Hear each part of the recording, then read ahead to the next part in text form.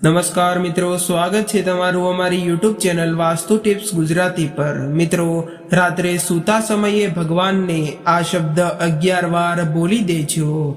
આવું કરવાથી તમને જીવનભર દુઃખ નહીં પડે અને તમે જે પણ ભગવાનને માનો છો તે ભગવાન તમારા પર તેમની કૃપા વરસાવશે। આ શબ્દ બોલ્યા પછી બીજા જ દિવસે જુઓ ચમત્કાર। અને મિત્રો, સાથે જ આપણે આ વિડીયોમાં એ પણ જાણીશું કે રાત્રે સુવાની સાથે શું શું કરવું જોઈએ અને કેટલાય એવા સુવાની સાથેના નિયમો વિશે જાણીશું। મિત્રો, કઈ દિશા બાજુ પગ રાખવા જોઈએ અને કઈ દિશા બાજુ માથું રાખવું જોઈએ અને મિત્રો, પતિ પત્નીએ કેવી રીતે રાત્રે સૂવું જોઈએ, કયા સમયે સૂવું યોગ્ય માનવામાં આવે છે અને તે કેટલાય એવા મહત્વના મુદ્દાઓ વિશે આપણે આજના વિડીયોમાં વાત કરવાના છીએ। તો આપણે આપણી આગળની માહિતી શરૂ કરીએ તે પહેલા જે લોકો પહેલી વાર અમારી ચેનલ પર આવ્યા હોય તેઓ ચેનલને સબસ્ક્રાઇબ કરી વિડીયો પસંદ આવે તો વિડીયોને લાઈક કરી દેજો, તમારા મિત્રો સાથે શેર પણ કરજો। તમે જે કોઈ પણ ભગવાનને માનતા હોય તેમનું નામ કોમેન્ટ બોક્સમાં જરૂર જણાવી દેજો અને તે ભગવાન તમારી બધી ઈચ્છાઓ પૂર્ણ કરે તેવી પ્રાર્થના હું કરું છું। તો ચાલો આપણે આપણી સુવા સંબંધિત કેટલી એવી મહત્વપૂર્ણ જાણકારીઓ જે હું તમને આજના વિડીયોમાં જણાવવા જઈ રહ્યો છું તે શરૂ કરીએ। મિત્રો, જ્યારે આપણે રાત્રે સૂઈએ છીએ ત્યારે માત્ર આપણું બહારનું શરીર જ સૂવે છે। આપણું અંદરનું શરીર એટલે કે તેને આપણે અવચેતન શરીર કહીએ છીએ અથવા તેને અવચેતન મન કહેવામાં આવે છે અથવા તેને સૂક્ષ્મ શરીર પણ કહેવામાં આવે છે, તે આપણું જાગૃત અવસ્થામાં હોય છે। તો રાત્રે સુવા સમયે કયો શબ્દ 11 વાર બોલવાનો છે તે તમારા જીવનમાં બીજા જ દિવસે તરત જ ચમત્કાર થઈ જશે। આ બાબતની જાણકારી વિડીયોમાં હું તમને વિસ્તારપૂર્વક જણાવીશ।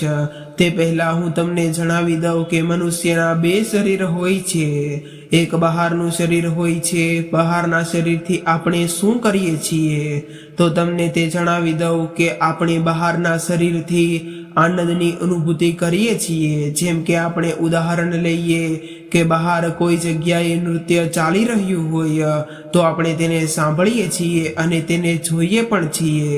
બહારના શરીરથી અવોચન કરવાનું કામ હોય છે, એટલે કે આપણી આસપાસમાં થઈ રહેલી ક્રિયાઓને જોઈને આપણે આપણા મનને પ્રસન્ન કરીએ છીએ, પરંતુ આપણું આંતરિક શરીર તે આપણું પરમાત્મા સાથે જોડાયેલું હોય છે। એટલા માટે જે આપણે અવચેતન મનથી કાર્ય કરવામાં આવે છે તે કોઈ પણ વસ્તુની પ્રાર્થના કરવામાં ભલે ને આવે પરંતુ તે પ્રાર્થના 100% સફળ થાય છે। અને સાથે જ જો તમને રાત્રે ભૂત પ્રેતથી ડર લાગે છે તો આ વિડીયોમાં તમને તેની જાણકારી અવશ્ય મળવાની છે અને તેનું નિરાકરણ પણ થઈ જશે। મિત્રો, વાસ્તવિક વિજ્ઞાનમાં કહેવામાં આવે છે કે દાંપત્ય જીવનમાં પરસ્પર પ્રેમ અને તાલમેલ માટે પત્નીએ પતિની ડાબી બાજુએ સૂવું જોઈએ અને પતિએ પણ જમણી બાજુ સૂવું જોઈએ। તેની પાછળનું એ પણ કારણ છે કે પત્નીને પતિનું ડાબું અંગ પણ માનવામાં આવે છે અને સાથે જ જ્યારે પતિને પત્નીનો જમણો ભાગ માનવામાં આવે છે અને સાથે જ જ્યારે પતિને પત્નીનો જમણો ભાગ પણ માનવામાં આવે છે તેનાથી પારિવારિક જીવનમાં સંતુલન બન્યું રહે છે। તો ચાલો હવે જાણીએ કે સૂતા સમયે આપણે કઈ દિશા બાજુ પગ અને કઈ દિશા બાજુ માથું રાખવું જોઈએ જેનાથી સારી નીંદર અને જીવનમાં ચાલી રહેલી પરેશાનીઓ એટલે કે ટેન્શન ઓછું થાય છે। મિત્રો, ધર્મશાસ્ત્ર અનુસાર વાસ્તવિક વિજ્ઞાનમાં કહેવાયું છે કે મનુષ્યએ હંમેશા ઉત્તર દિશા બાજુ માથું રાખીને જ સૂવું જોઈએ। જો કોઈ પણ વિદ્યાર્થી છે તેઓને જલ્દીથી પ્રશ્ન અથવા તો સવાલોને ઝડપથી યાદ રાખવા માટે આ ખૂબ જ ફાયદાકારક પણ માનવામાં આવે છે અને વિદ્યાર્થીઓને ભૂલવાનું પણ ઓછું થવા લાગે છે અથવા તો જે કોઈ પણ લોકો નોકરી પ્રાપ્ત કરવા માંગે છે અને પ્રમોશન મેળવવા માંગતા હોય તો આવા વ્યક્તિઓએ પ્રોબ્લેમ સોલ્વ કરવા માટે તેમને ઉત્તર દિશા બાજુ માથું રાખીને સૂવું જોઈએ। મિત્રો, જો લોકો પૂર્વ દિશામાં માથું રાખીને સૂવે તો તેમને પૂર્વ જીવનમાં એટલે કે પહેલા જે કોઈ પણ કર્મ કરેલા હોય છે તેનું પુણ્ય હોય છે કે કોઈ પાપ કર્મ હોય છે અથવા તો કોઈ પણ પૂર્વ સમયમાં બનેલી ઘટના હોય તો તેવી ઘટનાઓ તેમને પૂર્વ દિશા બાજુ મુખ રાખીને સૂવે તો યાદ આવે છે। પશ્ચિમ દિશા બાજુ મુખ મુખ રાખીને સુવાથી દેવી દેવતાઓની ખાસ પ્રકારની કૃપા પ્રાપ્ત થાય છે. આ કોઈ સાધારણ કૃપા નથી હોતી, પરંતુ દેવતાઓની અસીમ કૃપા પ્રાપ્ત થાય છે. સુખનો વરસાદ થાય છે. જીવનમાં આનંદને આનંદ જ રહે છે. હવે મિત્રો, આપણે આ સાથે જ એક મહત્વનો પ્રશ્ન એટલે કે આપણે રાત્રે સૂતા સમયે કયા મંત્રનો જાપ કરવો જોઈએ, તો ચાલો તેના વિશે આપણે જાણ કરી લઈએ. તો આપણા ધર્મશાસ્ત્રમાં કહેવાયું છે કે જે કોઈ પણ વ્યક્તિ સૂતા સમયે ગાયત્રી મંત્રનો જાપ ઓછામાં ઓછો 5 વખત કરે છે, ખૂબ જ ઝડપથી ગાઢ નીંદર આવી જાય છે અને સાથે જ તેમને જે પણ કોઈ ઠાક હોય તે પણ દૂર થઈ જાય છે. પરંતુ ગાયત્રી મંત્રના જાપ કરવાનું એક ખૂબ જ ખાસ નિયમ છે. ગાયત્રી મંત્રને ક્યારેય મુખથી સ્વર વડે ન બોલવો જોઈએ, પરંતુ તમે તેની જગ્યાએ તમારા મનથી તમે ચિંતન કરી શકો છો. તેને વેદ મંત્ર કહેવામાં આવે છે. જો તમે તેને મનથી ચિંતન કરીને સૂવો છો તો તમને જે કોઈ પણ ઠાક હોય તે જલ્દીથી જ દૂર થઈ જાય છે અને તેની સાથે જ ગાઢ નીંદર પણ આવી જાય છે. સાથે જ ભૂત પ્રેત અને બાધાથી પણ આપણો બચાવ થાય છે. પ્રેત આત્મા, ભૂત આત્મા, જાદુ ટોણા વગેરે આપણને સ્પર્શ નથી કરી શકતા, કેમ કે ગાયત્રી મંત્રનો જાપ કરતા જ આપણા શરીરમાં એક અલગ જ પ્રકારની ઉર્જાનો વાસ થાય છે.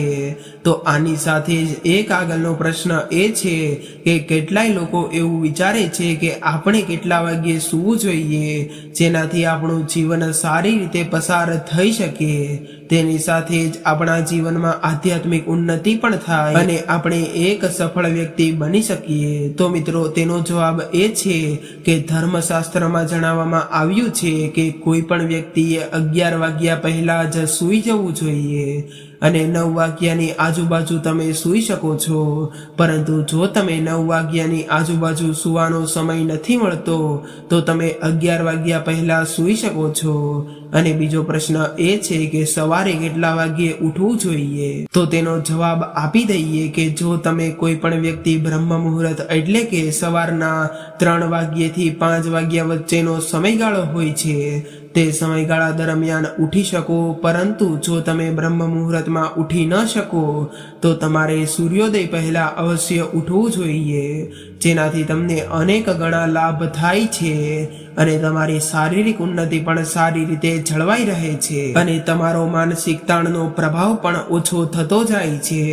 તો ચાલો આપણે આપણા આગલા પ્રશ્ન વિશે જાણી લઈએ કે આપણે સૂતા પહેલા કઈ એવી વસ્તુઓનું ખાસ કરીને ધ્યાન રાખવું જોઈએ. મિત્રો, જો તમારા કોઈ ઈષ્ટ દેવતા છે એટલે કે તમે રામ ભગવાનને માનો છો અથવા ભગવાન શ્રી કૃષ્ણને માનતા હોય અથવા હનુમાન દાદાને માનતા હોય અથવા તો માતાજીને માનતા હોય કે ભોલેનાથને માનો છો, તો તમારે ખાસ કરીને તમારા ઈષ્ટ દેવતાનું ધ્યાન કરીને જ સૂવું જોઈએ. અને એવું માનવામાં આવે છે કે આપણા ઈષ્ટદેવનું ધ્યાન કરીને સૂઈએ તો આપણને એકદમ સારી નીંદર આવી જાય છે અને ઈષ્ટદેવનું ધ્યાન કરીને સૂવાથી આપણને આત્મ સુરક્ષાની પ્રાપ્તિ પણ થાય છે. તો ચાલો આપણે આપણા આગલા પ્રશ્ન વિશે વાત કરી લઈએ. તે ખૂબ જ મહત્વનો પ્રશ્ન છે કે આપણે સૂતા સમયે એવા કયા 11 શબ્દો છે જેને બોલીને જ આપણે સૂવું જોઈએ, તેનાથી આપણને અનેક ગણો લાભ થાય છે. તો ચાલો આપણે તે કયા 11 શબ્દો છે તેના વિશે પણ જાણ કરી લઈએ. તો સૌપ્રથમ તો તમે કોઈ પણ દેવી દેવતાઓને માનતા હોય અથવા તો તમે કોઈ પણ ઈષ્ટદેવને માનતા હોય તો તમારે તેમના મંત્રનો જાપ ઓછામાં ઓછો 11 વાર જરૂર કરવાનો છે. તો સૌપ્રથમ તો તમે જે કોઈ પણ દેવી દેવતાઓને માનો છો અથવા તો તમે જે કોઈ પણ ઈષ્ટદેવને માનો છો તો તમારે તેમના મંત્રનો જાપ ઓછામાં ઓછો 11 વાર જરૂર કરવાનો છે. તમારે 11 વાર તે મંત્રનો જાપ કરીને આ શબ્દો બોલવાના છે. સૌથી પહેલા એ શબ્દ બોલવાનો છે કે મારી ઈચ્છાઓ પૂર્ણ કરો. બીજો શબ્દ એ બોલવાનો છે કે ધર્મના માર્ગ પર ચલાવો.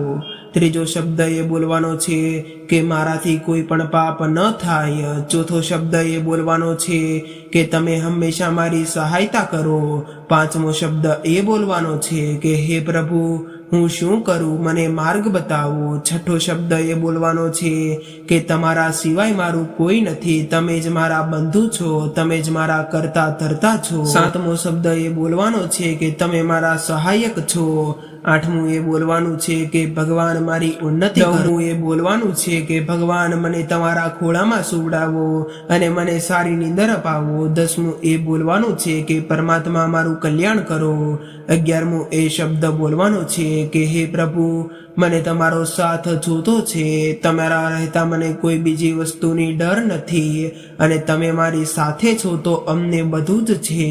જો તમે નથી તો અમારી જિંદગીમાં કઈ પણ પ્રકારની ચીજ વસ્તુઓ નથી. બસ તમારે આ 11 વસ્તુઓ બોલવાની છે અને તમારે પછી તમારા ગુરુ મંત્રનો જાપ કરી શકો છો. અને તમે કોઈ પણ દેવી દેવતાઓને માનો છો અથવા તો તમે ઈષ્ટ દેવતાને માનતા હોય તો તમે તેમના મંત્રનો જાપ કરી શકો છો. ત્યારબાદ તમે આરામથી સૂઈ શકો છો. આમ કર્યા પછી તમને કોઈ પણ પ્રકારનો ભય નથી રહેતો અને તમે આરામથી શાંતિની નીંદર લઈ શકો છો. મિત્રો, એવું માનવામાં આવે છે કે જે કોઈ પણ વ્યક્તિ રાત્રિના સમયે આ શબ્દો બોલે છે અને આ શબ્દો બોલીને સૂવે છે, ત્યારબાદ આપણું અવચેતન મન જે જાગૃત અવસ્થામાં હોય છે તે જાગૃત અવસ્થામાં રહે છે. તો આપણે અત્યારે જે 11 શબ્દો બોલ્યા છીએ તે 11 શબ્દો સૂતા સમય પહેલા આપણા મનમાં એટલે કે અવચેતન મનમાં ગુંજતા રહેશે અને તમે આ 11 શબ્દો બોલ્યા છો તો આ અવચેતન મનથી ચાલતા રહેશે.